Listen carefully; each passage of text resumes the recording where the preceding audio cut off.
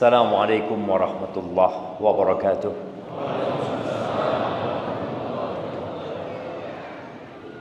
Alhamdulillah Rabbil alamin. Itulah ucapan yang terus kita ulangi dalam setiap rakaat sholat kita. Kita mengatakan segala puji dan puja untuk Allah, Tuhan semesta alam. Dalam kondisi sakit pun, dalam kondisi kita terlilit hutang, dalam kondisi yang sulit dan mencekam, ternyata sholat kita tetap mengucapkan Alhamdulillahi Rabbil Alamin. Namun banyak di antara kita yang lupa dengan nikmat yang Allah berikan. Hidup penuh dengan keluh kesah. Omongannya, musibah itu datang silih berganti. Dia lupa dengan nikmat yang Allah berikan kepada dia, nggak pernah berhenti itu nikmat. Maka jangan pernah berhenti mengucapkan Alhamdulillahi Rabbil Alamin. Wa bihi nasta'in ala umurid dunya waddin. Dan hanya kepada Allah kita meminta pertolongan dalam menghadapi urusan-urusan dunia yang terkadang membuat kita putus asa, dan urusan-urusan agama yang terkadang hati kita mengabaikannya. Allahumma salli wa sallim ala abdika wa rasulika sayyidina wa maulana Muhammadin wa ala alihi wa ashabihi ajma'in. Amma ba'd. Ya Allah, semoga salawat dan salam, berkah dan nikmat senantiasa Engkau curahkan untuk hamba kekasih-Mu, untuk baginda Nabi kita Muhammad alaihi salatu wassalam, untuk keluarga beliau, untuk istri-istri beliau, untuk putra-putri beliau, dan untuk seluruh sahabat Nabi. Semoga Allah meridhai kita bersama mereka. Amma ba'd. Hadirin rahimakumullah. Kita akan berbincang tentang kehidupan setelah kematian. Kita akan berbincang tentang kehidupan setelah bumi ini berubah dengan bumi yang lain. Kalau kita melihat dan memperhatikan Al-Quran, selama Nabi alaihi salatu wasallam di kota Mekah, ayat-ayat yang turun itu pendek-pendek dan banyak berisi tentang hari akhir. Juz Amma. Juz Amma berapa surat? Jemaah. Nah, Juz Amma itu berapa surat? Berapa? 36. Hampir benar. Kurang 1. 37. Iya. 37 surat. Seharusnya muslim itu yang umurnya 37 sudah hafal Juz Amma. Mungkin apa enggak mungkin? Kalau 1 tahun menghafal 1 surat pendek, 1 tahun. Tapi sebagian kita umurnya 60 tahun Juz Amma yang enggak hafal. Enggak. Tetap hafalan dia Qul huwallahu ahad, Qul a'udzu birabbil falaq, Qul a'udzu birabbin nas. Tambah apa? Tabbat yadah abi lahabi wa tab, idza jaa nasrullahi wal fath, inna a'tainakal kautsar, wal 'asri innal insana lafi khusrin. Tambah satu lagi, Qul ya ayyuhal kafirun. Enggak malu kita sama Allah Azza wa Jalla. Kita mencari dunia sampai merantau, meninggalkan negeri kita. Kita belajar sekolah untuk mendapatkan jabatan, derajat yang lebih tinggi. Tapi untuk urusan agama, kita biasa-biasa aja. Subhanallah, ini sebuah hal yang perlu jadi bahan renungan buat kita. Maka nasihat ana buat diri ana sendiri dan buat antum semua, usahakan hafalan Quran antum itu sama dengan umur antum sudah. 37 surat. Itu hanya 3 surat yang turun di Madinah. Sisanya turun di Mekah semuanya. 34 surat itu turun di Mekah. Dan rata-rata kalau kita melihat juz amma bicara tentang hari akhir, bicara tentang surga, bicara tentang neraka. Coba kita urut dari amma yatasaalun 'anil naba'il 'azim. Mereka mempertanyakan tentang perkara yang besar, tentang kiamat mereka bertanya. Kemudian Allah bicara tentang neraka, lalu Allah bicara tentang surga.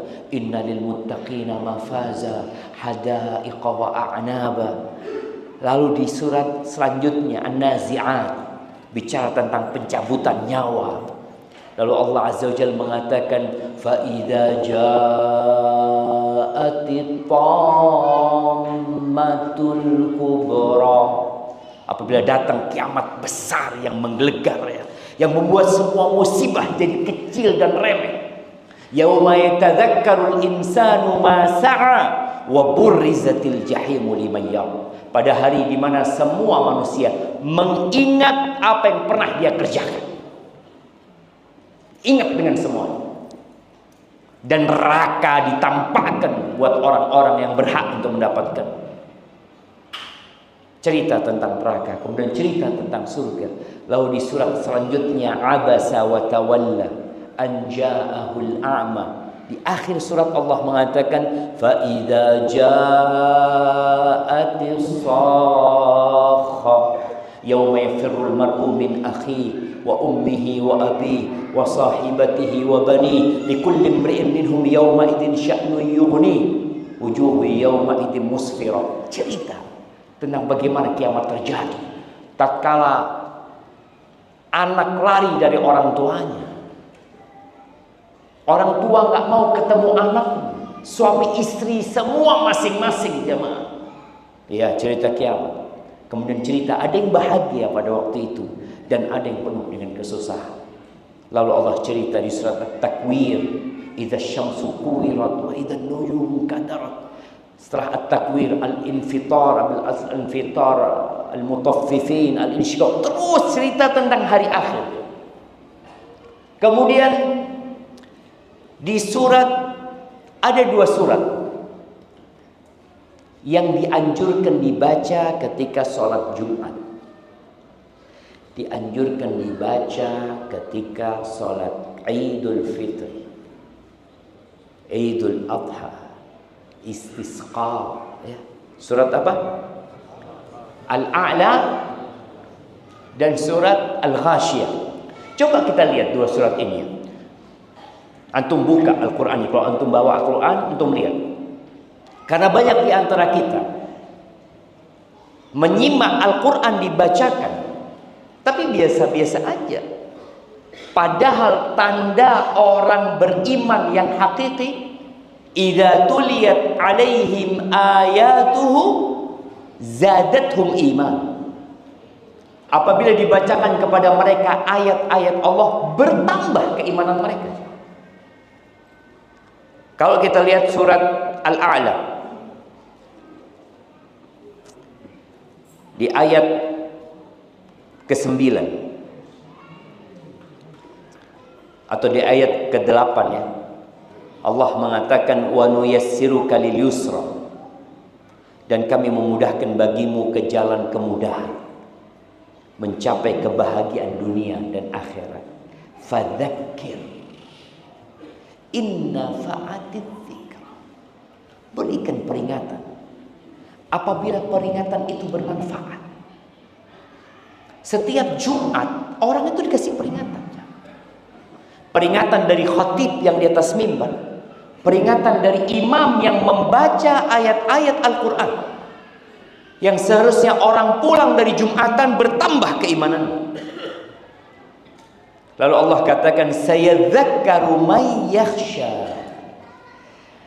Siapa yang akan mendapatkan manfaat dari peringatan tersebut?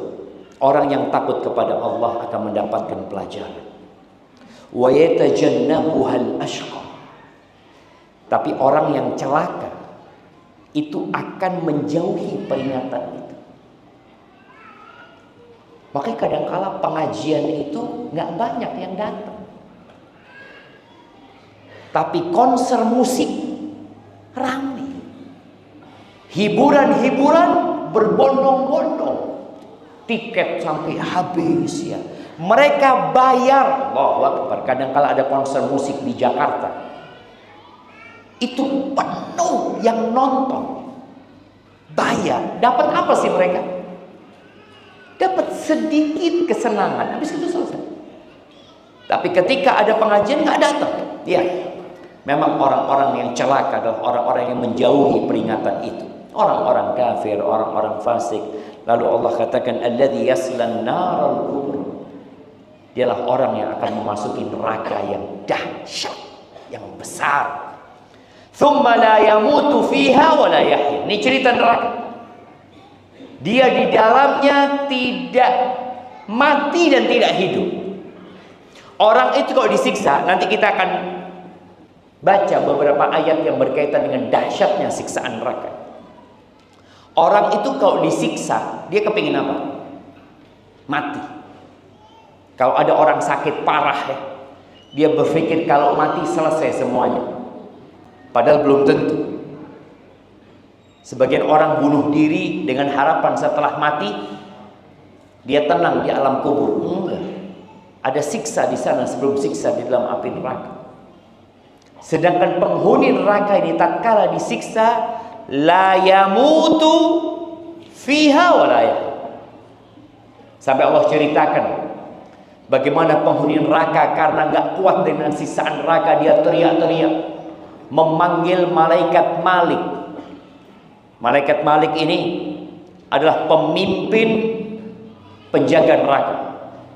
Wa nadau ya Malik liyaqdi alaina rabbuk. Mereka teriak-teriak, ya Malik, mintakan kepada Tuhanmu supaya membinasakan kami, supaya mematikan kami. Malik tidak menjawab. Diam, teriak-teriak. Mereka minta tolong, minta syafaat sama Malik supaya minta kepada Allah. Mereka dimatikan. Mereka nggak mau hidup, mau mati sudah. Setelah 1000 tahun, Malik berkata kepada mereka, innakum makithun. Nggak ada mati. Kalian akan tetap selama-lamanya di neraka. Lalu Allah katakan, qad aflaha man tazakka.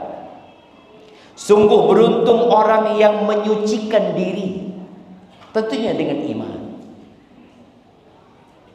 Wa dzakara asma rabbih fasalla. Dia mengingat nama Tuhannya. Ada panggilan 5 waktu jemaah. Allahu Akbar, Allahu Akbar. Ada panggilan hayya 'alas shalah. Orang yang beruntung itu yang mengingat Tuhannya kemudian dia sholat. Tapi kenapa banyak orang nggak sholat? Kenapa? Mungkin antum punya kawan Muslim, tapi sulit diajak sholat. Bahkan sebagian rumahnya tidak jauh dari masjid, 50 meter, 500 meter, 1 kilometer, tapi nggak ke masjid. Tempat kerjanya 5 kilometer, tiap hari dia berangkat. Nyebrang pulau dia berangkat. Tapi nama Allah disebut. lalu dia dipanggil, nggak ada emas. Kenapa? Allah sebutkan sebabnya. Maka ini yang dibaca oleh imam ketika Jumat ya. Rata-rata imam, karena ini memang sunnah. Allah mengatakan bal tu'thirunal hayatad dunya, akan tetapi kalian lebih mementingkan kehidupan dunia. Antum bisa lihat, orang itu siap meninggalkan kampung halamannya demi dunia. Bahkan sebagian siap menanggalkan agamanya demi dunia. Karena dia pikir dunia ini segala-galanya. Lah. Antum lihat orang terkaya di dunia mati. Seharusnya dengan uangnya dia hidup 1000 tahun. Kalau orang punya duit 1 triliun, 1 triliun. Apabila 1 tahun dia pengeluarannya 1 M, seharusnya umurnya berapa? Ya mah, 1 triliun. Pernah ngeliat duit 1 triliun? Ada yang punya 3000 triliun. Kalau 1 tahun dia butuh 1 M, dengan 1 triliun dia bisa hidup 1000 tahun. Kalau dia punya 3000 triliun, dia seharusnya hidup berapa jemaah? Hah? 3 juta tahun. 3 juta tahun. Nggak ada mati mereka. Paling umur mereka 100 tahun kalaupun panjang. Selesai. Tapi itulah manusia, mementingkan kehidupan yang sekarang, padahal dia lihat dengan nyata orang-orang meninggal dunia. Bahasanya fulan meninggal dunia, dia tinggalkan dunia ini, sedangkan kita rebutan dunia. Allah katakan bal tu'thirunal hayatad dunya wal akhiratu khairu wa abqa. Akhirat itu lebih baik dan lebih abadi. Lalu Allah mengatakan inna hadza lafis suhufil ula suhufi Ibrahim wa Musa. Sesungguhnya ini maksudnya ucapan Allah bal tu'thirunal hayatad dunya wal akhiratu khairu wa abqa sudah ada di kitab-kitab sebelumnya. Sudah ada di lembaran-lembaran Nabi Ibrahim, sudah ada di Tauratnya Nabi Musa alaihissalam. Memang manusia seperti itu. Dia melihat dengan nyata bahwa dunia ini tidak bersahabat dengan siapapun. Nggak ada. Dunia ini tidak bersahabat dengan siapapun. Presiden kita pertama di mana sekarang? Jamaah, mati. Yang kedua, mati. Yang ketiga, yang keempat, mati. Yang keempat, antum lupa yang pertama siapa? Soekarno, Soeharto, Habibie, Abdurrahman Wahid, mati. Yang kelima, Ibu Mega. Apakah dia akan kekal? Enggak. Dia sedang menanti kematian. Kemudian dan suaminya mati. SBY nunggu mati, ditinggal mati oleh istri. Seperti itu.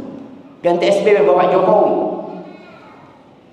Kemudian Bapak Prabowo, semua akan meninggalkan dunia ini. Ingat, dunia ini tidak bersahabat dengan siapapun. Para nabi pun mati. Mau orang itu baik, mau orang itu soleh, tetap dia mati. Cuma tadi manusia lebih mementingkan kehidupan dunia. Itu surat Al-A'la. Kalau di surat Al-Ghashiyah, apa kata Allah Azza wa Jalla? Hal ataka hadithul ghashiyah. Sudahkah sampai kepadamu berita tentang Al-Ghashiyah, tentang hari kiamat? Ketika seorang mendengar ayat ini, seharusnya dia mengatakan, iya Allah sudah datang. Sudah datang. Wujuhu yawma idzin khashi'ah Pada hari itu banyak wajah yang tertunduk hina, padahal di dunia dengan jabatan, dengan kedudukan, karpet merah dihamparkan buat mereka, bodyguard menjaga mereka, mobil mewah menanti mereka. Tapi pada hari itu wajah-wajah mereka tunduk penuh dengan kehinaan. Amilatun nasibah. Mereka bekerja keras, penuh kepayahan, kerja keras ya di dunia. Tasla naran hamiyah, kan masuk ke neraka. Gimana Ustaz? Ini orang kerja keras, capek, iya, masuk neraka. Maka di sebuah riwayat ada sebuah athar, Umar bin Khattab pernah melihat seorang laki-laki yang sudah tua, renta, dengan jenggotnya yang putih, dengan alisnya yang sudah jatuh, tua renta. Umar nangis melihat orang itu, sedih. Dikatakan, ya Amirul Mukminin, dia ini orang Nasrani. Iya, aku kesian sama dia. Dia kerja, dia beribadah, capek, lelah. Tasla naron hamid, masuk ke neraka. Ketika seorang kerja, beramal, beribadah, tapi salah jalan, ya neraka tempatnya. Kita tahu tatkala diutus Nabi Musa, wajib bagi seluruh manusia mengikuti siapa? Nabi Musa alaihissalam. Ketika diutus Nabi Isa, wajib bagi semua manusia yang ada pada waktu itu untuk mengikuti Nabi Isa alaihissalam. Yang ada pada waktu la ilaha illallah Isa Rasulullah.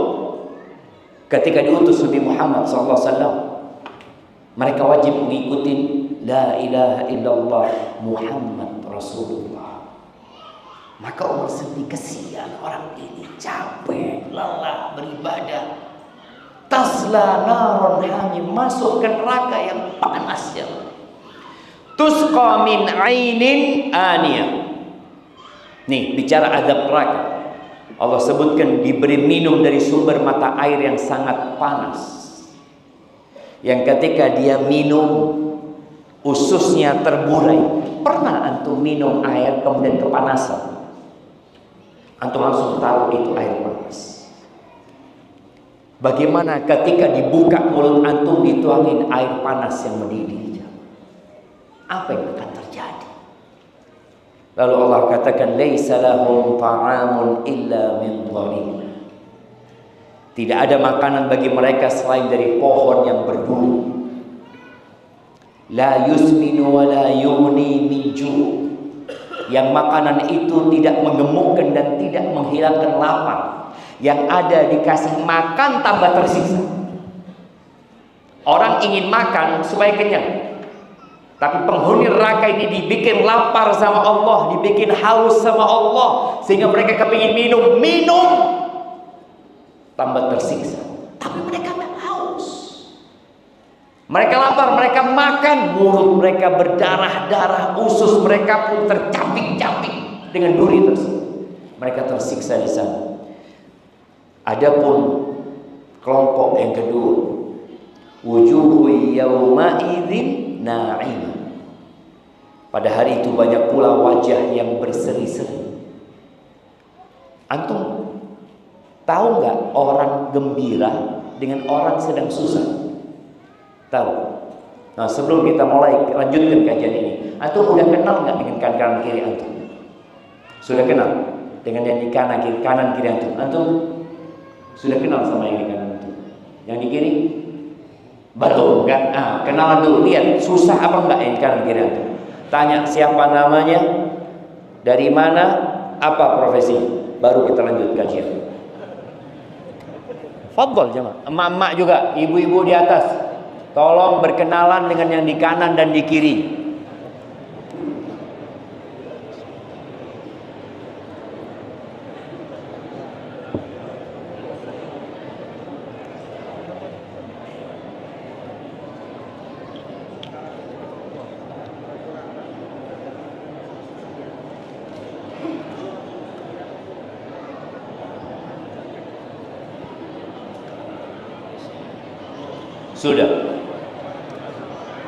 Sudah apa belum antum? Sudah kenal dengan antum? Siapa namanya? Oh, lihat lupa antum sama namanya. Yang benar kenalannya, jangan basa-basi. Coba kenalan lagi. Namanya, dari mana, apa profesinya? Tidak boleh jualan di masjid. Nggak boleh jualan di masjid. Oh, hadiah boleh kalau hadiah. Masya Allah ya, antum harus dengarkan, ada hadiahnya. Masya Allah. Udah, kita tuh kadang-kala datang ke masjid duduk sama saudara kita, tapi tidak saling mengenal. Boleh jadi yang di kanan antum atau kiri antum masuk surga lebih dulu daripada antum. Kalau antum kenal, mungkin dia ngasih syafaat sama antum pada hari kiamat. Mana teman anak dulu yang ikut kajian? Kok nggak ada di surga? Tapi tatkala antum datang ke tempat ini, merasa sendirian, merasa paling alim, lihat kanan kayaknya masuk neraka lebih dulu. Jangan. Ahibati billah. Ya, Allah sebutkan tentang wajah-wajah yang penuh dengan kegembiraan. Kelihatan.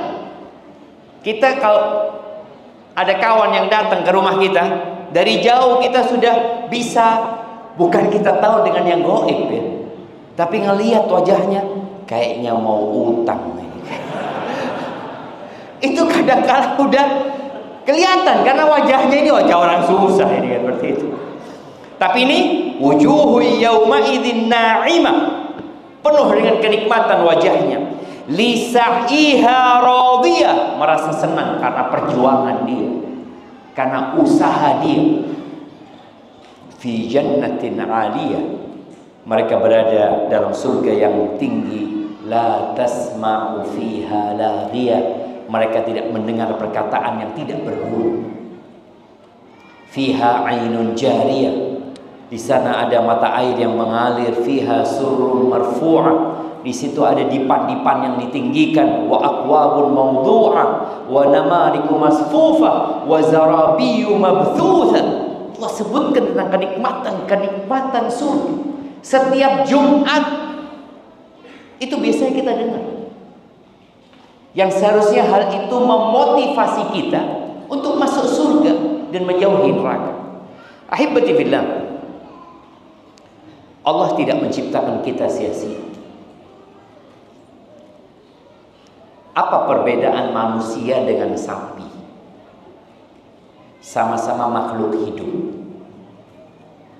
Sapi diciptakan untuk kita. Makanya nggak apa-apa antum nyembelih sapi. Antum potong sapi, antum potong kambing, antum potong ayam. Memang itu diciptakan untuk manusia. Dan manusia diciptakan untuk Allah Azza wa Jalla. Maka jangan sampai kita merendahkan diri kita sehingga seperti sapi yang kerjanya cuma kerja dan kerja. Kerja, makan, toilet, kawin, kerja. Enggak. Itu binatang. Tapi manusia diciptakan untuk mengabdi kepada Allah Azza wa Jalla. Ahibati fillah, bicara tentang nikmat surga.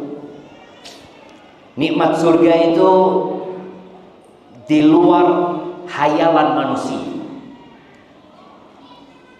Apapun yang antum hayalkan. Sekarang ada teknologi AI. Antum kadang-kala bisa minta sama dia menghayalkan tentang hal-hal yang nikmat, dibuatin sama dia. Tetap nikmat surga jauh lebih daripada itu. Kata Nabi alaihi salatu wassalam dalam hadis yang diriwayatkan Imam Bukhari dan Muslim, Allah berfirman, ini hadis qudsi. Baik, anda mau tanya, anda mau kasih hadiah yang bisa jawab. Apa perbedaan hadis qudsi dengan hadis biasa? Kita angkat tangan dulu. Nah, yang keras suaranya.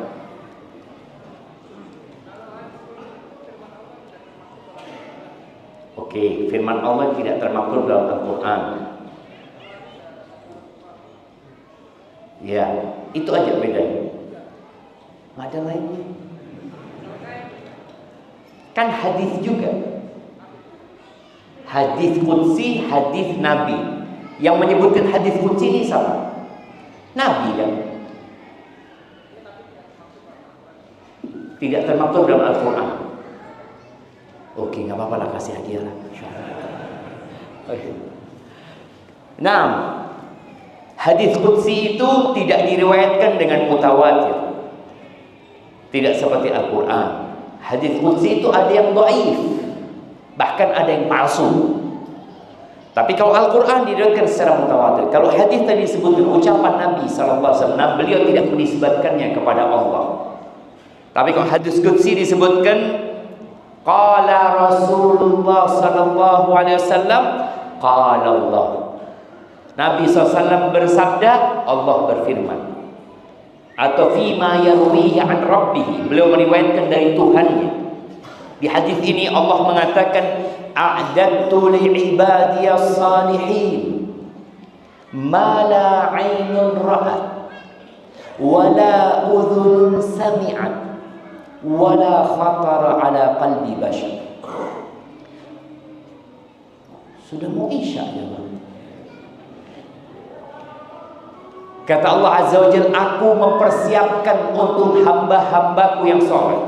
Ingat, surga itu sudah ada dan neraka itu sudah ada. Allah tidak menjanjikan kepada hamba-hambanya sesuatu yang belum ada. Udah ada.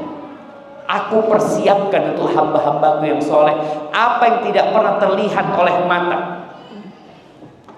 Mau disebutkan dalam Al-Quran ada buah delima di sana. Iya. Tapi nggak seperti yang kita lihat. Wala udhun sami'at, tidak pernah didengar oleh telinga manusia dan tidak pernah terbetik di hati manusia. Antum mau menghayal seperti apa, surga lebih mempesona daripada hayalan antum. Faqra'u in syi'tum, kata Nabi SAW, kalau kalian mau bacalah firman Allah, fala ta'lamu nafsun ma ukhfiya lahum min qurrati a'yun. Nggak ada jiwa yang tahu apa yang Allah sembunyikan buat mereka dari hal-hal yang menyejukkan pandangan. Baik, ini salah satu penjelasan Nabi SAW. Di surat Al-Furqan, Allah Azza wa Jalla mengatakan, lahum fiha ma yasha'un. Bagi mereka di surga apa yang mereka kehendaki. Apa saja yang mereka kehendaki. Disebutkan di beberapa kitab tafsir, beberapa athar. Jadi penghuni surga ini sedang duduk-duduk bersama kawannya, ngobrol, yang tahu-tahu ada awan yang melewati mereka. Awan itu bertanya, kalian minta hujan apa? Antum minta hujan. Minta hujan, Mas. Payungnya gimana kalau udah hujan? Tapi antum minta apa saja? Ada yang minta emas, ada yang minta permata, ada yang minta ini, semuanya diturunkan. Sampai dikatakan mereka minta dihujani bidadari-bidadari. Betul. Lahum ma yasha'un. Apa yang mereka inginkan? Khalidina, kekal selama-lamanya. Di dunia, kesenangan antum seenak apapun sebentar. Coba antum makan. Mau tanya sama Taib antum, apa makanan yang paling antum sukai? Nah, burung cendrawasih goreng. Apa? Contoh Makassar. Masya Allah. Taib, ketika antum makan contoh Makassar, antum merasakan keenakan itu di suapan keberapa? Sholat pertama sampai akhir, tambah satu mangkok lagi, nikmat. Mulai enggak, tambah mangkok kedua, aduh kenyang. Mangkok kelima, aduh mau muntah. Ke-10, gak kuat. Tadi kenikmatannya itu hanya di awal minum. Antum ketika haus minum, minum yang kedua, kenikmatan yang sudah turun. Minum yang ketiga, aduh udah kenyang. Taruh susu. Anak kasih dia buat Fadl. Yang suka contoh Makassar jemaah. Barakallahu fikum. Nah, di sana khalidina, kekal selama-lamanya. Sekarang ini musim liburan. Orang Jayapura kok berlibur kemana? Kemana? Ke pantai. Pantai itu. Berapa lama nginep di sana mereka? Ada yang nginep, ada yang enggak. Enggak lah, tempat yang paling istimewa. Raja Ampat. Raja Ampat. Iya, tempat paling istimewa di Papua apa? Raja Ampat. Berapa hari dia ke Raja Ampat? Berangkat rombongan Raja Ampat. Berapa hari? 3 hari 3 malam, 10 malam, 20 malam. Nggak bisa lama-lama. Kenapa? Kerja Ustaz. Pulang lagi dia. Dan kita dengar azan dulu jemaah. Kemudian kita sholat, lalu kita lanjutkan insyaallah. Barakallahu fikum. Alhamdulillah. Wassalatu wassalamu ala Rasulillah wa ba'd. Jemaah rahimahumullah. Kembali kepada kenikmatan surga, di mana mereka kekal selama-lamanya. Tidak seperti kenikmatan di dunia yang akan hilang dan sirna. Tadi kita sebutkan orang yang berlibur, mungkin dia sebulan, 2 bulan, kemudian dia akan kembali kepada aktivitas. Di surga, di syurul fadl, mereka bersenang-senang terus. Itu kesibukan mereka. Alhamdulillah, di surat Ali Imran ayat 133, Allah ketika menyebutkan luasnya surga, Allah katakan arduhas samawati wal ardh. Luasnya surga itu seluas langit dan bumi. Manusia sekarang berpikir untuk membuat perumahan di mana? Di Marsa. Berpikir bagaimana membuat pemukiman di sana. Nanti semua planet-planet yang kita lihat itu jadi bagian dari surga Allah Azza wa Jalla. Seluas itu surga. Makanya pernah Nabi SAW dalam satu peperangan, kalau nggak salah perang Uhud, beliau membangkitkan semangat para sahabat mengatakan, ila jannatin arduhas samawati wal ardh. Kalian bangkit semuanya menuju ke surga yang luasnya seluas langit dan bumi. Ada seorang sahabat dari kalangan Ansar mendengar ucapan Nabi SAW. Dia mengatakan, ya Rasulullah, arduhas samawati wal ardh. Luasnya seluas langit dan bumi. Bumi bertepian. Sekarang penghuni bumi 8 miliar. Dan ternyata masih banyak yang kosong, jemaah. Indonesia ini terdiri dari berapa pulau? Berapa pulau? 38 provinsi. Pulaunya berapa? Banyak. Nah, siapa yang mau jawab? Berapa pulau di negeri kita? Berapa? 3.000? Ya Allah, terlalu sedikit. Indonesia ini punya 17.000 pulau. Hah? 17.000.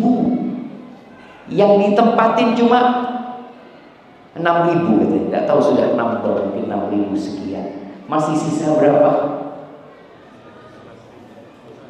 11.000 ya. Makanya itu bikin anak yang banyak. Taruh di pulau-pulau. Masih banyak tempat kosong di negeri kita. Gimana dengan surga yang luasnya seluas langit dan bumi? Maka Umair bin Hammam Al-Ansari tanya, ya Rasulullah, arduhas samawati, seluas langit dan dan bumi? Naam, kata Nabi. Iya.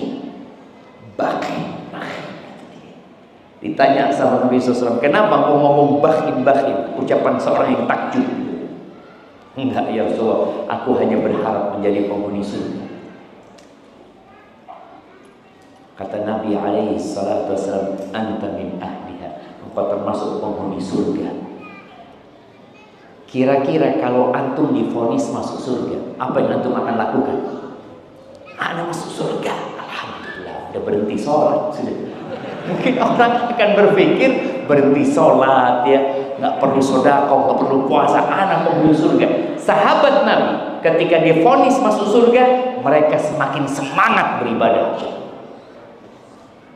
Apakah Abu Bakar setelah divonis masuk surga kemudian malas-malasan beribadah?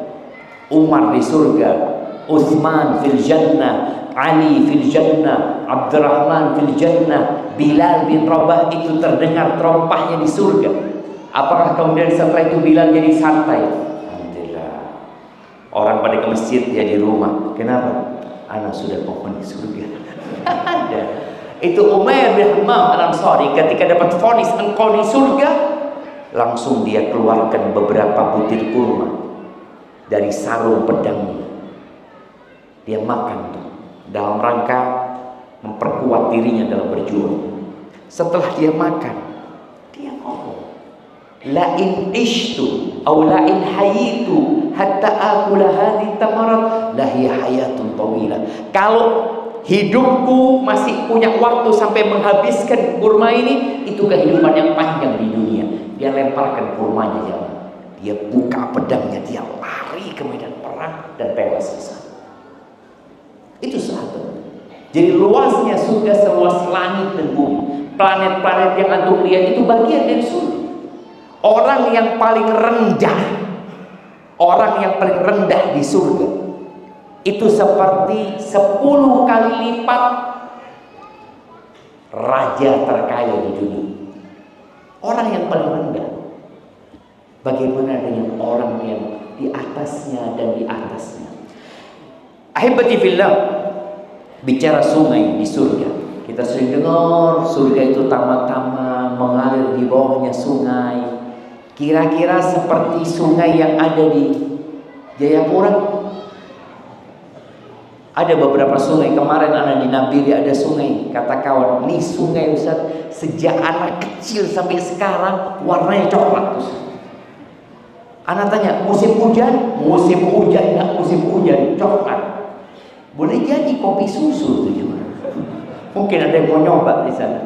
Kata Allah Azza wa Jalla di surat Muhammad di ayat 15, mathalul jannati allati wu'idal muttaqun. Kriteria atau sifat surga yang dijanjikan buat orang-orang yang bertakwa, fiha anharun min ma'in ghairi asin. Di situ ada sungai-sungai, bukan satu sungai. Ada sungai-sungai dari air yang segar, tawar air. Yang pertama, wa anharum min labanin lam yataghayyar ta'muhu. Ada sungai-sungai dari air susu yang tidak berubah rasanya. Susu di dunia atau biarkan 24 jam berubah rasanya. Dibiarkan 1 pekan rusak. Di surga sungainya susu dan rasanya tidak berubah. Yang ketiga, wa anharum min khamrin ladzatin lisyaribin. Di situ ada sungai-sungai dari tua, dari khamr yang enak buat orang-orang meminumnya. Khamr di dunia kalau diminum apa yang terjadi? Mabuk orang itu, ngomongnya kotor.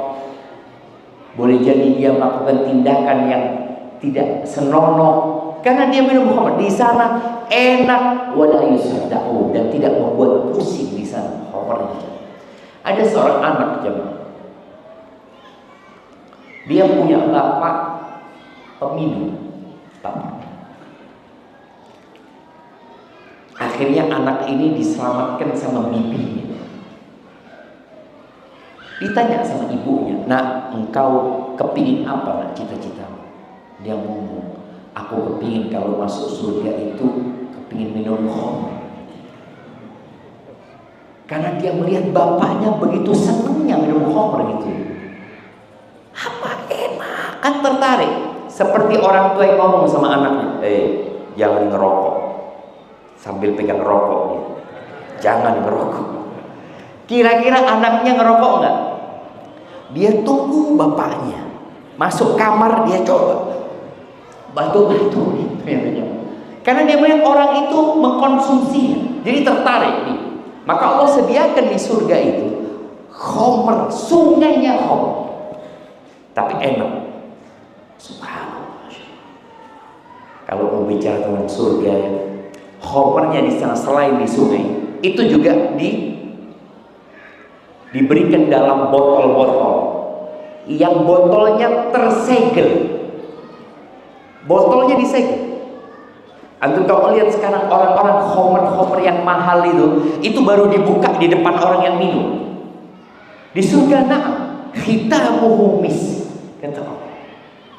Dan tutupnya ketika dibuka itu aromanya misk. Dan sisanya, biasanya orang kalau minum itu kan ada sisa di bawah kotorannya misk. Itu khamr di sana, jemaah. Ladza lisyaribin. Lalu Allah katakan, wa anharu min asalin musaffa. Dan di situ ada sungai-sungai dari madu yang sudah difilter, yang sudah dibersihkan. Walahum fiha min kulli thamarat. Dan bagi mereka segala macam buah-buahan. Wa maghfiratun min rabbihim kaman huwa khalidun finnar wasuqu ma'an hamiman faqatta'a am'a'ahum. Bagi mereka ampunan dari Tuhan mereka. Apakah mereka sama dengan orang yang kekal di neraka dan dikasih minum dari air yang panas yang membuat usus-ususnya terpotong-potong? Kemudian jamaah rahimakumullah, bicara nikmatnya surga. Orang ketika masuk surga itu tingginya seperti Nabi Adam. Nabi Adam itu tingginya 60 hasta. Setiang ini jemaah, tiang ini berapa meter? Mana takbir masjid? Nah, berapa meter? Ada khilaf di antara takbir masjid.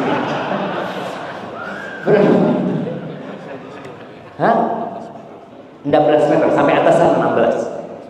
Iya, 16. Nabi Adam itu 60 hasta. Berapa 60 hasta itu? Kira-kira 27 lebih meter tingginya. Bayangin. Jadi kalau kita mendengar raksasa dulu, Nabi Adam memang besar Allah ciptakan. Lebarnya 7 hasta. Umurnya 33 sana. Umurnya 33 tahun. Gak ada orang-orang tua yang putih-putih gini masuk surga. Gak ada, Bapak. Gak ada. Ketika ada seorang perempuan tua datang kepada Nabi SAW, "Ya Rasulullah, doakan supaya aku masuk surga." Kata Nabi SAW, gak ada orang tua di surga. Nangis perempuan ini, jemaah. Kata Nabi SAW, enggak, dia akan masuk surga muda. Karena gak ada orang tua. Kata Nabi SAW tentang rumah. Ini kita di Papua, Jayapura yang terkenal dengan emas. Ada nggak di Jayapura ini rumah yang dari emas? Belum ada. Akan ada. Kata Nabi SAW, labinatun min dhahab wa labinatun min fiddah. Rumahnya besar. Kenapa disebutkan Nabi Adamnya besar? Supaya kita tahu rumahnya juga besar tentunya. Itu ada rumah yang full dari emas, batu batanya emas, ya, sudut emas, atasnya emas, terus emas atas. Ada satu rumah lagi, labinatun min fiddah, batu batanya dari perak semuanya. Kita sekarang emas 1 kilo aja sangat berharga. 1 ton apalagi Ustaz. Kita lihat kenapa orang-orang berebut emas. Nanti jadi tembok. Itu di surga Allah Azza wa Jalla. Lalu Allah katakan, Nabi SAW mengatakan, wa bilatuhal miskul adfar. Antara satu batu bata dengan batu bata lainnya itu biasanya ada semen. Nanti sana pakai misik jemaah yang merekatkan, sehingga seakan-akan tidak ada jarak, tidak ada celahnya antara satu bata dengan batu bata lainnya. Wahasba wal lu'lu wal yaqut. Kerikilnya, antum lihat rumahnya orang-orang kaya dikasih batu-batu kerikil depannya ya, yang bagus-bagus. Nanti kerikil yang di rumah itu, kata Nabi SAW, lu'lu wal yaqut, butiran mutiara dan permata. Wa turbatu za'faran, dan tanahnya itu za'faran. Apa za'faran? Safron ya. Untuk tahu safron itu gram-graman di dunia jemaah. Itu jadi tumbuh-tumbuhan yang ada di tanah yang di sekitar rumahnya. Man yadkhuluha yan'am la yab'as. Yang masuk ke surga akan merasakan kenikmatan dan tidak akan merasakan kesusahan sedikit pun. Yakhlud la yamut, hidup selama-lamanya tidak mati. Wala tabla thiyabuhu, bajunya enggak akan pernah usang. Wala yafna syababuhu, mudanya tidak akan habis, terus muda. Di surga itu ada kurangnya. Apa kekurangan di surga? Nggak ada toilet di sana, nggak ada rumah sakit. Waduh, gimana Ustaz kalau nggak ada toilet di sana? Orang di dunia yang dicari apa ketika masuk rumah? Toilet dia cari. Di surga nggak ada, karena memang orang nggak butuh toilet di sana. Nggak ada. Pernah ada orang Yahudi meledek hadis Nabi yang berkaitan nggak ada toilet di sana. Mereka makan dan tidak membuang kotoran. Gimana kata orang Yahudi? Kok mengada-ngada umat Islam ini? Makan tapi nggak mengeluarkan apa yang dia makan. Yahudi ini gurunya seorang Muslim. Artinya dia guru untuk seorang Muslim yang belajar nulis. Muridnya namanya Iyas. Ketika melihat guru-gurunya Yahudi ini pada meledek umat Islam, karena hadis yang menyebutkan bahwa saya di sana tadi nggak mengeluarkan kotoran, kata muridnya mengatakan, maaf Pak Guru, boleh aku nimbrung? Kata dia. Iya. Mau ngomong apa kau? Kata dia. Yang kita makan di dunia ini, apakah semuanya jadi kotoran? Ya enggak lah. Sebagian diserap sama tubuh, dibawa oleh darah menjadi daging, jadi lemak apalah. Kata Iyas, yang menjadikan kotoran itu di dunia, menjadikan makanan, tidak semua yang jadi kotoran. Apa nggak mampu menjadikan nanti di akhirat semuanya jadi tubuh dan terserap oleh tubuh? Jadi semua yang dimakan jadi energi dan kekuatan. Nggak ada yang dibuang. Makanya nggak ada toilet, nggak ada rumah sakit. Allah mengatakan kulu washrabu hani'an bima kuntum ta'malun. Kalian makan, kalian minum, dan tanpa takut sakit dan penyakit. Nikmat. Sekarang nih orang-orang kalau malam hari sudah tidak makan nasi. Kalau makan yang tua-tua kayak ana mungkin ngelihat kolesterol, aduh bahaya, cumi-cumi ini, kata dia. Apanya bahaya?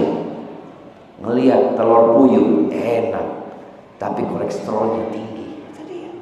Ini asam urat, ini itu. Akhirnya dia nggak makan. Di surga apa aja silahkan makan. Berapa banyak wanita-wanita yang makannya sedikit karena takut gemuk dia. Akhirnya makannya sedikit padahal enak. Ini es krim paling enak se-Papua. Tapi enggak sudah. Kenapa? Anak-anak diabetes. Itu dunia. Di surga nggak ada. Tadi nggak ada toilet. Dan ini kelebihan bukan kekurangan.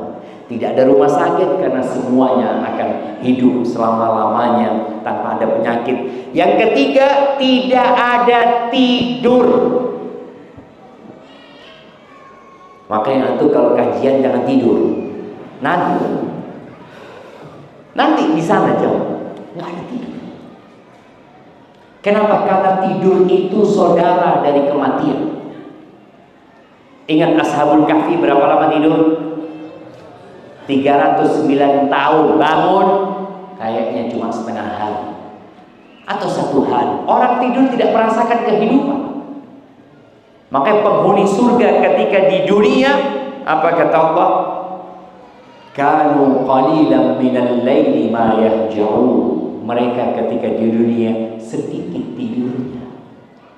Ketika malam hari mereka qiyamul lail, mereka sholat malam. Wabil ashari hum yastaghfirun. Di waktu sahur mereka mohon ampun kepada Allah Azza wa Jalla.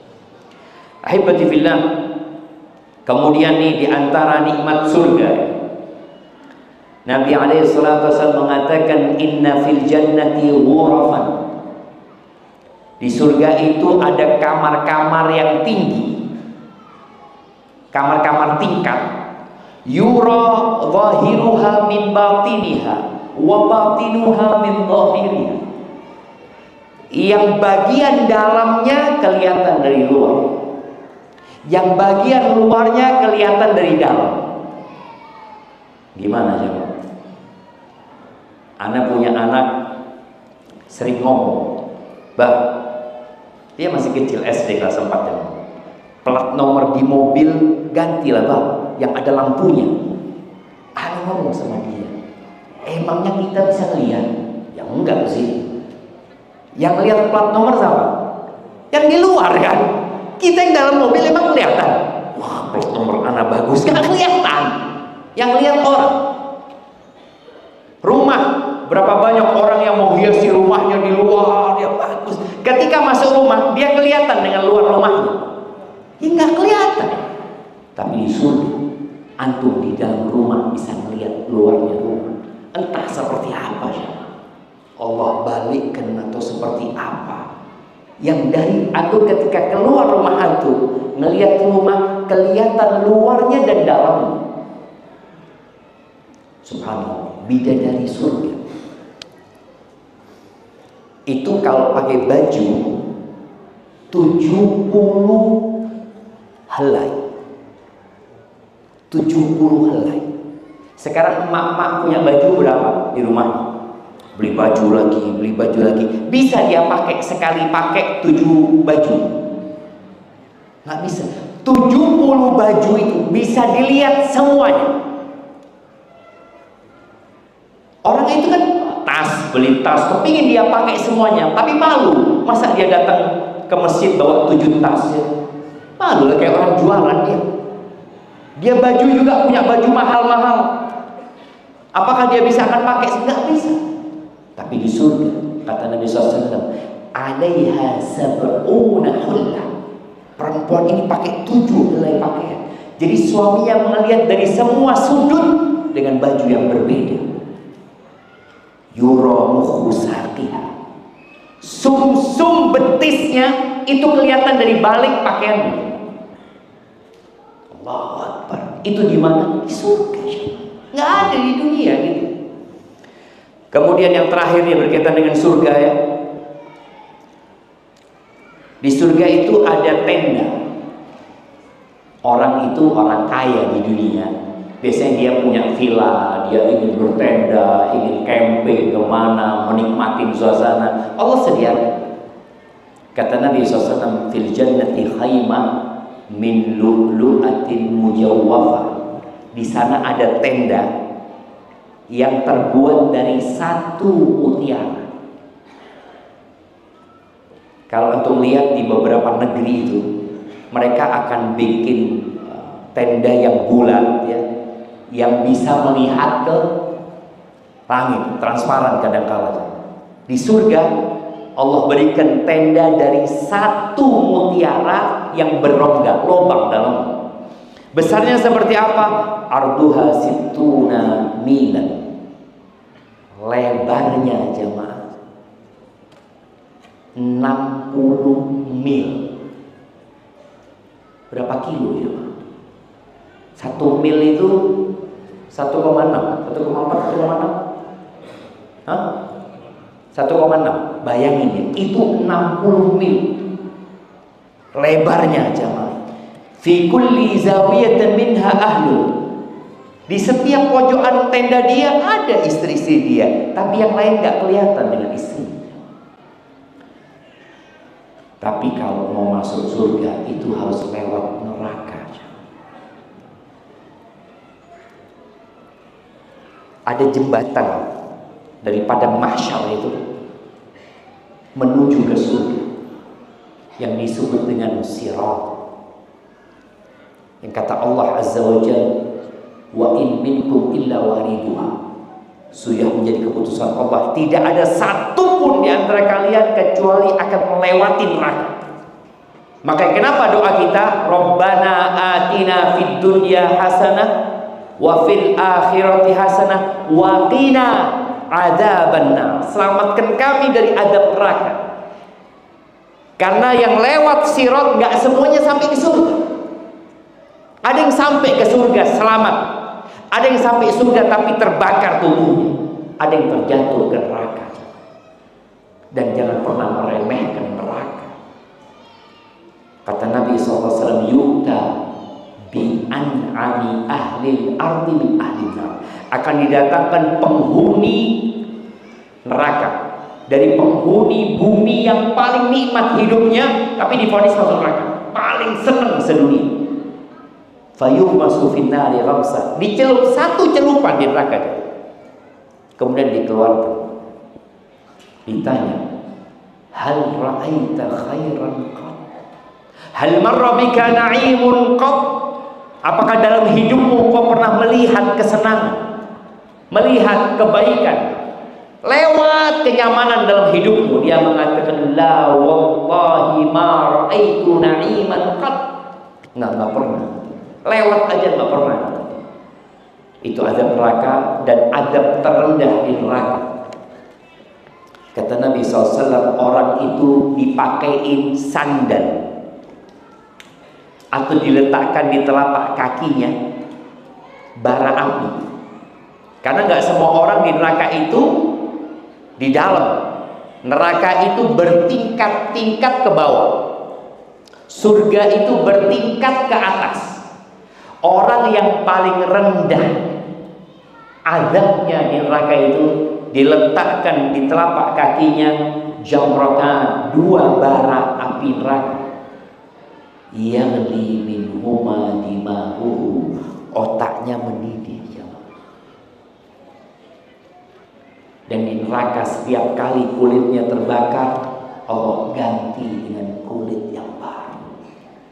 Ada penelitian di barat yang mengatakan kalau benar ucapan umat Islam neraka itu kekal, nanti lama-kelamaan orang di neraka itu kebal.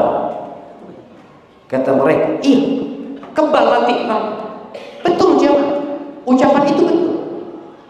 Maka kata Allah, kullama nadijat juluduhum baddalnahum juludan ghairah. Setiap kali matang kulitnya mereka, kita ganti dengan kulit yang baru, kata Allah.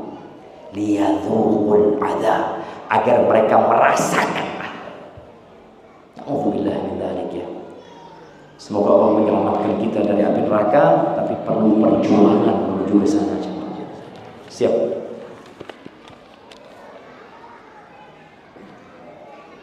Nah, ini ada pertanyaan. Bismillah, izin Ustaz. Ana bekerja di instansi yang sering diperintahkan satgas di pedalaman. Dan selama menikah, Ana sudah 3 kali meninggalkan istri. Dalam satu kali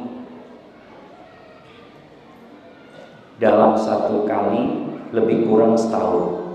Tunggu. Apa ini? Apa bacaan? Dalam setahun sudah 3 kali meninggalkan istri. Yang ini? Sudah menikah juga sering meninggalkan istri. Dalam setahun sudah berapa kali? Dalam satu kali lebih kurang setahun.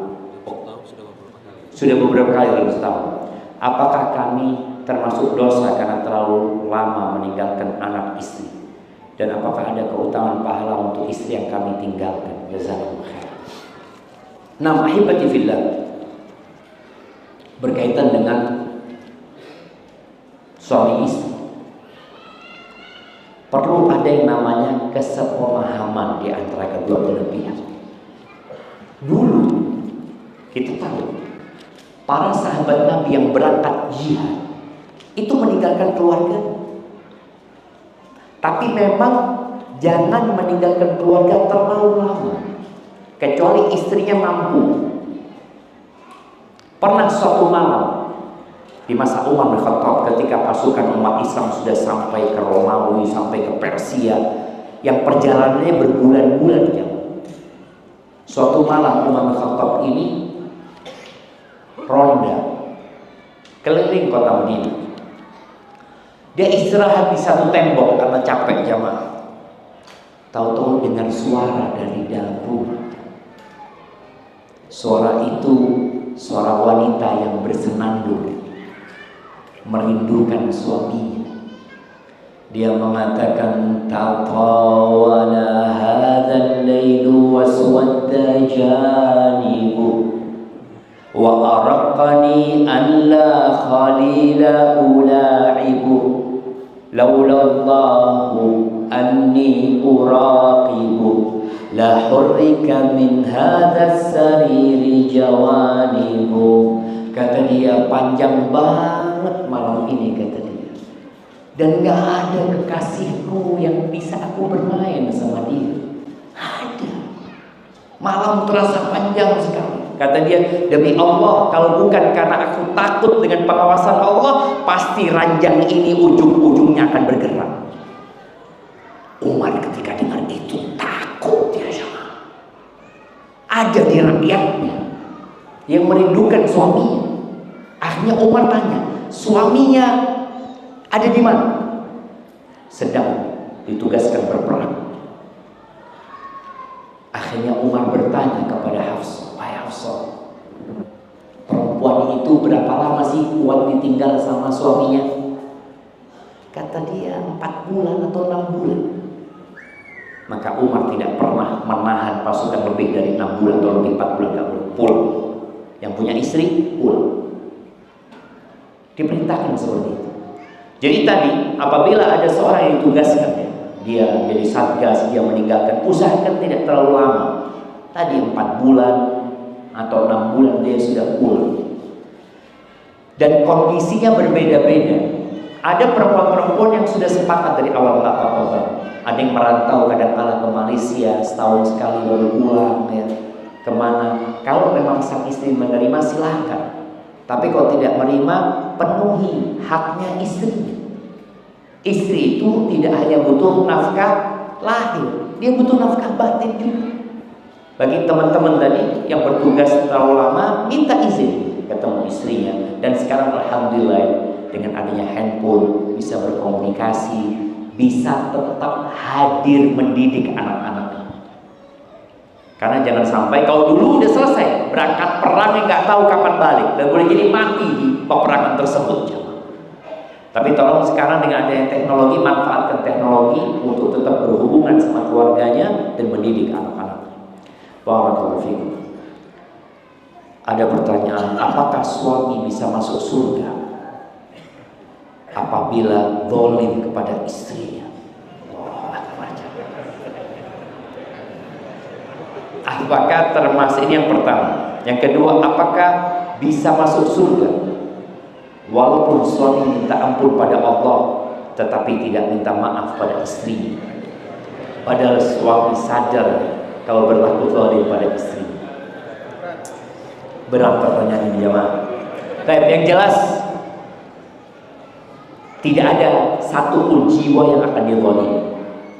Fala tudlamu nafsun syai'an. Allah mengatakan wa in kana mithqala habbatin min khardalin ataina biha.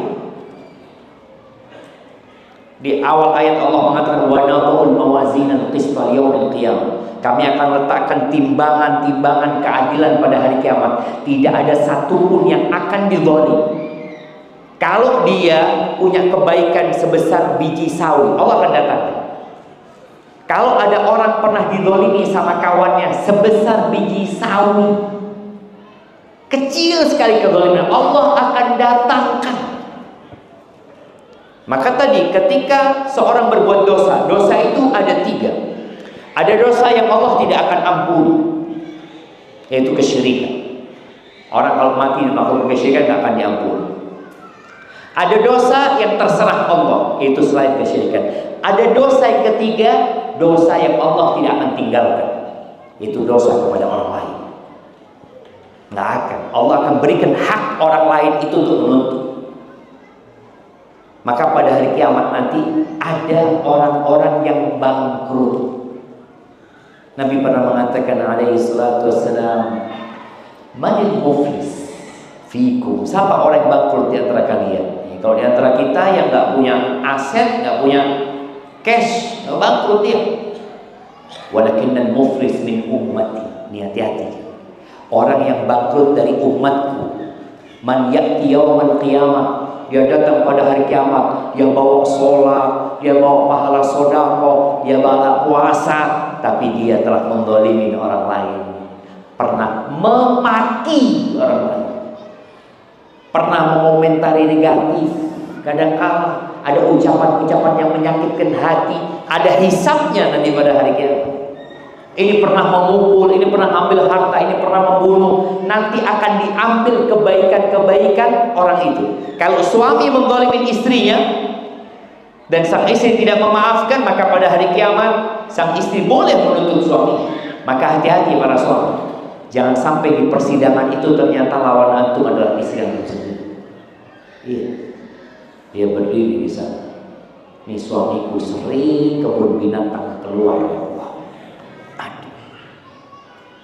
Padahal kata Nabi SAW, wala tuqabbil, jangan jelek-jelekan istri. Ya.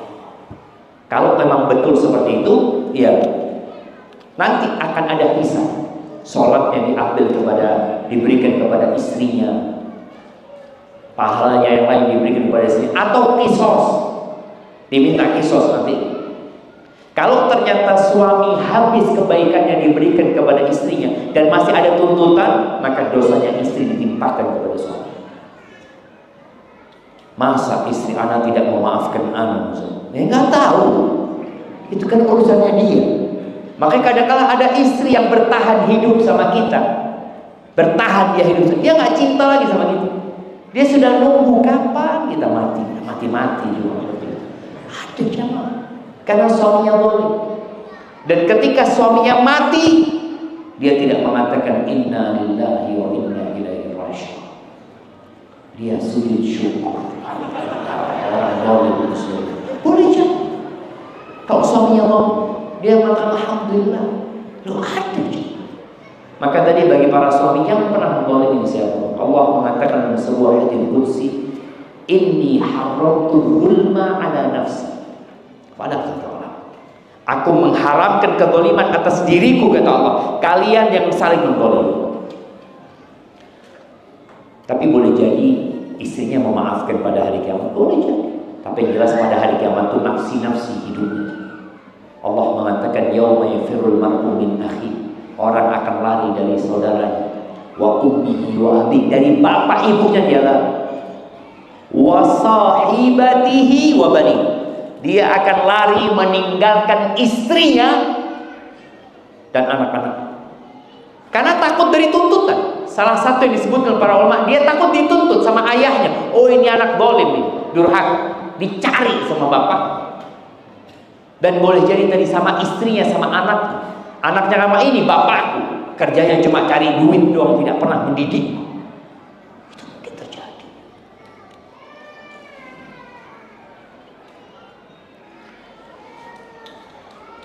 Izin bertanya dan maaf melenceng dari tema. Ustaz, saya harus bagaimana mengambil keputusan yang tepat? 2 tahun saya didekati laki-laki sudah beristri.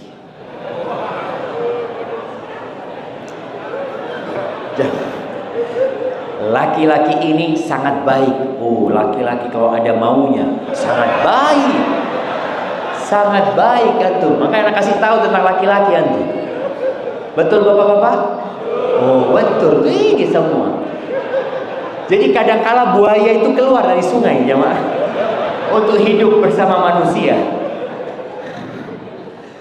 Baik, sangat baik, paham agama juga. Laki-laki ini mengarahkan saya yang baik-baik. Pinter memang laki-laki itu, jemaah. Inti dari pertanyaan saya, kenapa semakin minta sama Allah untuk disahkan atau dijauhkan, justru makin kuat ingat namanya. Kami tidak berkomunikasi dan berteman, kami tidak berkomunikasi dan bertemu, tapi dia selalu datang saat saya ada musibah besar, seperti firasat. Tapi dia tidak sadar. Tahajud rutin saya lakukan, tapi justru seperti ini. Terima kasih. Gimana jemaah? Ya. Yang pertama, kalau seorang perempuan mau dinikahi, silahkan, nggak apa-apa. Perempuan itu boleh menjadi istri kedua, istri ketiga, istri keempat dalam agama kita. Laki-laki itu boleh, dia punya hak. Allah mengatakan fankihu ma taba lakum minan nisa matna wa thulath wa ruba'. Nggak ada alasan seorang laki-laki berzina, nggak ada. Allah sudah perbolehkan dia menikah 2, 3, 4. Fa in khiftum alla ta'dilu fawahid.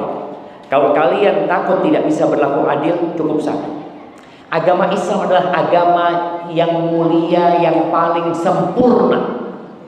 Di sebagian agama nggak boleh nikah kecuali 1. Bahkan tidak boleh bercerai, jemaah. Nggak boleh bercerai. Dalam Islam boleh bercerai ketika ada ketidakcocokan. Bagaimana 2 orang ini mau tetap di rumah seperti neraka? Pernah di salah satu negara di Eropa situ, negaranya melarang bercerai. Tapi dilihat masyarakat semakin nggak karu-karuan, ya. Suami istri tapi semua bawa pasangan, karena nggak bisa bercerai. Akhirnya di negara itu dibolehkan, aturannya dirubah, dibolehkan mengajukan perceraian. 1 hari 17.000 orang mengajukan perceraian. 1 hari. Karena fitrah boleh bercerai. Islam memperbolehkan. Menikah dalam Islam bukan cuma 1, boleh 2, 3, 4. Tapi Islam membatasi hanya 4. Di beberapa bangsa itu boleh nikah 10, boleh nikah 12, enggak. Dalam Islam haram hukum.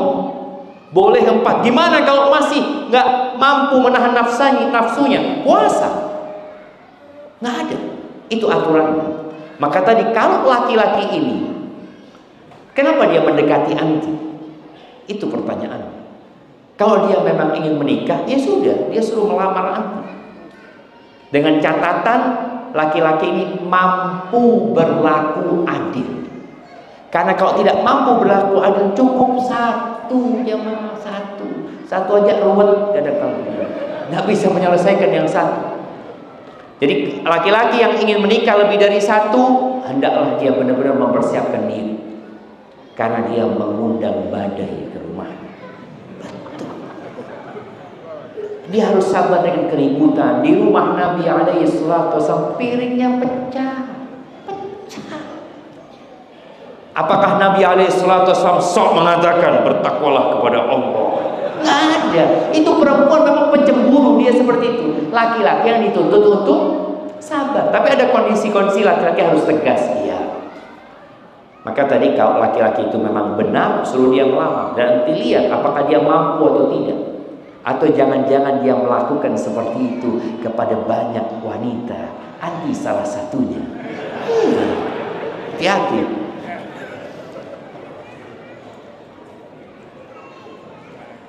Kenapa saat kita mencoba mendekatkan diri kepada Allah, kita malah diuji dengan hal-hal yang menurut kita tidak sanggup. Bahkan sampai pernah membanding-bandingkan diri sendiri dengan orang lain.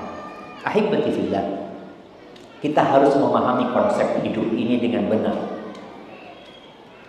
Asyaddun nasi bala'an al-anbiya. Orang yang paling dahsyat cobaannya itu para nabi. Orang semakin kenal sama Allah, semakin berat cobaannya. Iya. Fal amsal, fal amsal. Kemudian tsummal amsal, fal amsal. Kemudian yang mendekati ke derajat para nabi.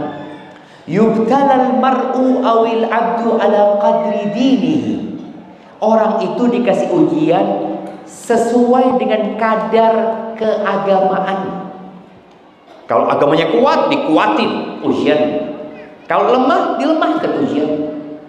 Kenapa seperti itu? Karena surga itu bertingkat-tingkat.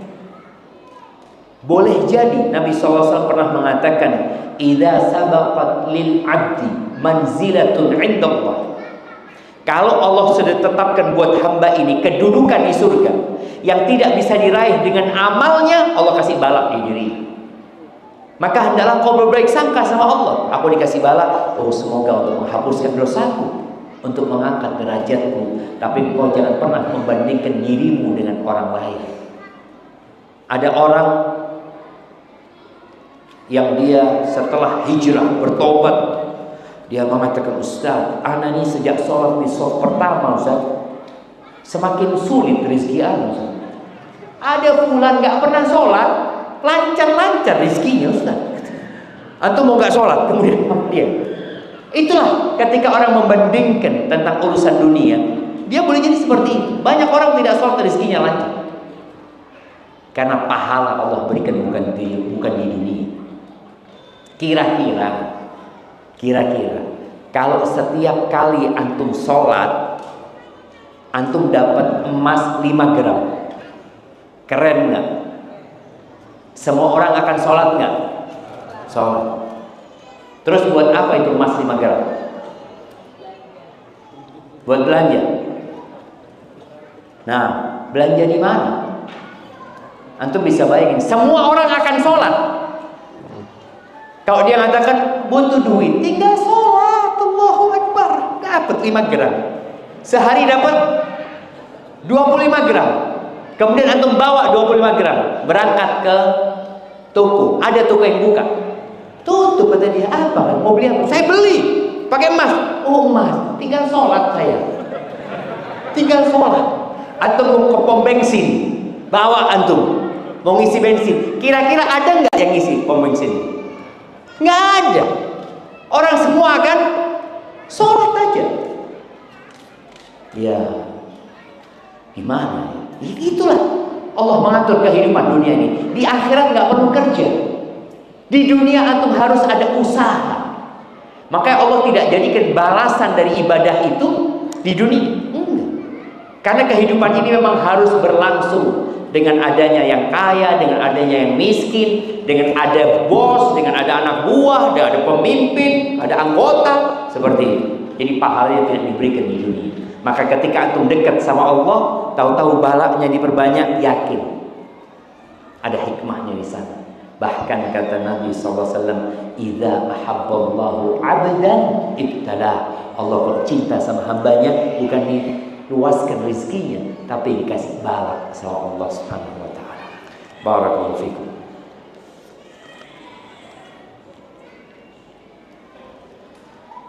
Apakah benar ada hadis yang mengatakan bahwa apabila seorang berbuat zalim kepada kita, lalu kita belum memaafkan, maka diharamkan masuk ke dalam surga. Dan orang yang berbuat zalim terhadap kita akan bertemu dengan kita di akhirat untuk mendapatkan maaf kita. Jazakallah khair. Tadi jamaah sudah disebutkan bahwa Allah akan tegakkan keadilan. Nanti pada hari kiamat antum akan mendapatkan keadilan. Hak antum yang diambil sama dia apa? Oh, saya dipukul. Ya sudah. Di sana nggak ada uang. Kan nggak ada denda di sana. Yang ada amalan, pahala dan dosa. Maka ketika antum dizalimin, rumahnya diambil, ya nanti pada hari kiamat akan diambil pahala dia sesuai dengan nilai rumah. Kalau ternyata pahala dia habis, ya dia akan masuk neraka. Tapi kalau ternyata oh enggak, dia masih punya banyak kebaikan, ya berkuranglah kebaikan dia. Hadza wallahu a'lam bissawab.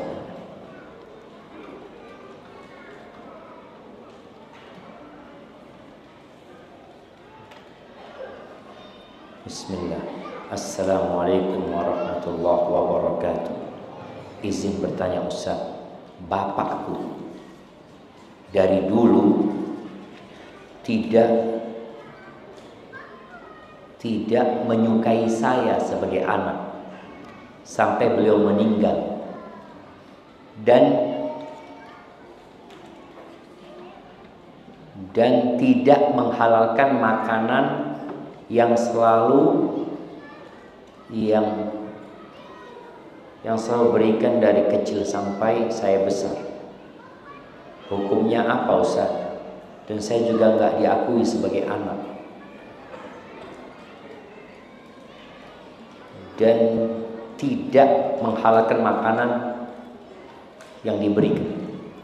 Ahibati fillah, dalam Islam itu ada namanya li'an. Li'an ini ketika suami menafikan anaknya. Dia merasa istrinya berzina. Dia melihat anaknya kok mirip sama temannya. Boleh jadi. Yang lain enggak, istriku selingkuh. Baik, kalau dia mau tidak mengakui anaknya, dia melakukan li'an. Dia berlepas diri dari anaknya yang lahir itu, dan dia bercerai sama istrinya selama-lamanya dengan li'an ini. Ada proses seperti itu.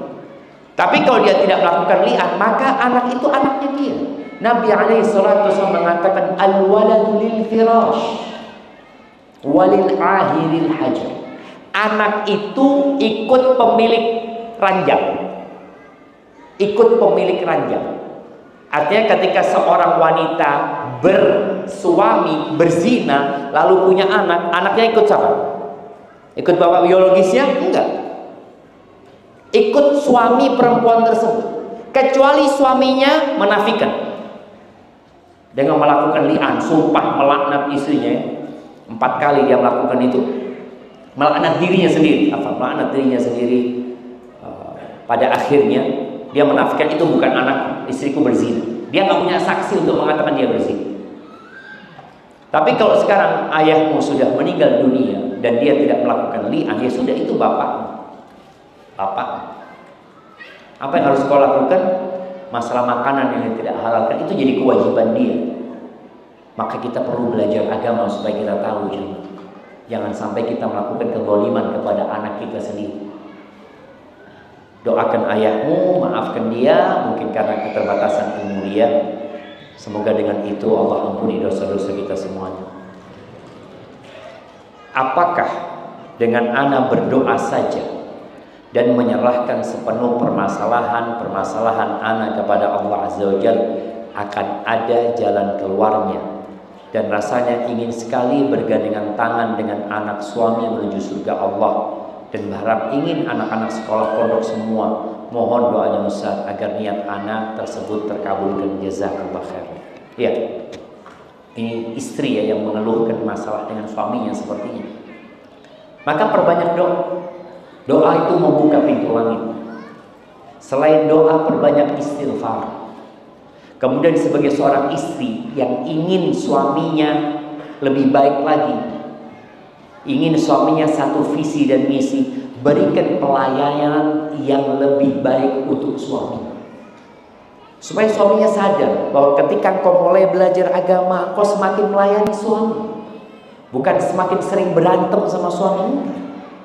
Maka tadi perbanyak doa, perbanyak la haula wala quwata illa billah, dan jangan pernah meremehkan doa. Kemudian sambil terus memberikan pelayanan ke suami, merayu suaminya, semoga Allah memberikan hidayah kepada suaminya.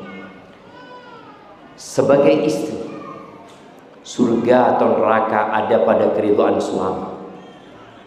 Bagaimana dengan istri yang belum bisa menyenangkan hati suaminya di setiap harinya? Terkadang bahkan anak menasehati, suami tidak bisa menerima yang ujungnya bahkan anak menasehati, suami tidak bisa menerima yang ujungnya terjadi perdebatan di antara keduanya yang membuat suami akhirnya mendiamkan istrinya. Akhirnya sang istri memilih untuk hanya mendoakan suami dan bersabar, mohon pencerahan Ustaz. Tapi bagi para istri ya, menasehati suami itu ada triksnya. Nggak bisa duduk sama suaminya pulang kerja, bang sini bang, duduk sini bang. Nggak bisa kayak gitu sama suami. Ketika dia datang pulang kerja, sambut dia, buka jaketnya, bukain sepatunya, kos kakinya, cuci sama air hangat kakinya suami. Kemudian tanyakan, bang mau yang panas apa yang dingin. Ketika suami dilayani dengan baik, lalu sang istri sambil pijitin suaminya mengatakan, bang aku punya permohonan, kalau aku berkenan sih. Saudara, enggak, aku capek. Sudah. Karena ada kondisi istri itu nggak tahu suaminya menghadapi apa di luar rumah. Mungkin dia dimaki sama atasannya, mungkin dia ditipu. Ada banyak masalah yang mungkin dia tidak cerita sama istrinya. Maka tolong hargai suamimu, karena dia surgamu atau neraka. Ketika ada yang ingin disampaikan kepada suami tadi, cari waktu yang tepat ya, yang enak, suami lagi seneng. Kemudian bahasanya itu bukan, bang aku mau kasih nasihat buat engkau, jangan. Bang aku mau sharing sama kau, bang. Apa? Nanti suaminya ngomong gitu. Ada kondisi-kondisi yang kita bisa memberikan nasihat. Tapi kalau suaminya dikasih nasihat kemudian nolak, anti jangan bantah, langsung minta maaf. Aku minta maaf, aku yang salah, aku minta maaf. Loh Ustaz, dia yang salah, ana minta maaf. Gimana ceritanya Ustaz? Memang seperti itu syariatnya jemaah. Kalau wanita itu dizolimin sama suaminya, atau dia menyakiti suaminya, yang minta maaf dulu siapa? Istri. Wah, ini diskriminasi Ustaz. Bukan. Ini dalam rangka menyelamatkan rumah tangga, dalam rangka menghadirkan sakinah, mawaddah, warahmah. Karena suami istri itu bukan untuk berdebat, enggak. Tinggalkan perdebatan ketika tidak ada gunanya. Minta maaf sama suami. Barakallahu fiik. Baik. Ada satu hadiah yang ana akan berikan. Masya Allah. Jangan angkat tangan dulu, pertanyaannya belum.